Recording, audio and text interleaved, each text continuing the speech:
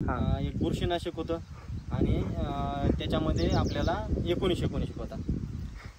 ते एक खत सोडल्यानंतर आपण त्याच्यानंतर एक दुसरी ड्रिचिंग केली आता 8 दिवसाखाली. त्याच्यामध्ये पाटल बायोटेकचं ते प्रोडक्ट होतं जीवाणू आपलं NPK. ते जीवाणू सोडून दिले. त्याच्यामुळं जे खत टाकलेलं आहे ते आपल्या हळदीला अपटेक होण्यासाठी काम करते. ते काम करतं. त्याच्यामुळे ते सोडून दिलं.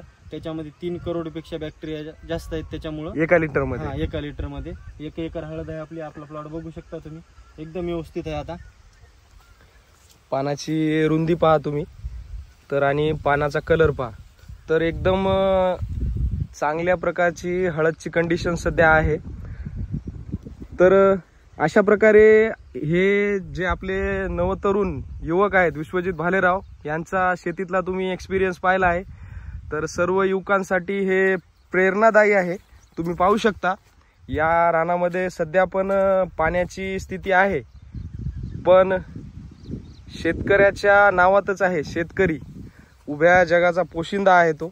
तर तो प्रत्येक गोष्टीवर मात करूनच शेती पिकवतो. तर पाहू शकता हळदीची कंडिशन. आणि हळदीनं मुख्यतः तुम्ही जर पाहिलं तर फुटवे तयार करायला सुरुवात केलेली आहे. तर हळदीचे फुटवे सुरू झालेले आहेत.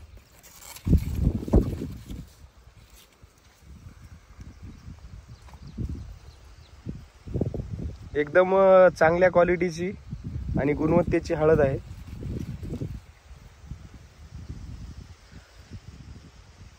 तर अशाच माहितीसाठी आणि हळदीविषयक सल्ला मिळवण्यासाठी आमच्या चॅनलला सबस्क्राईब करा आणि माहिती बघत राहा.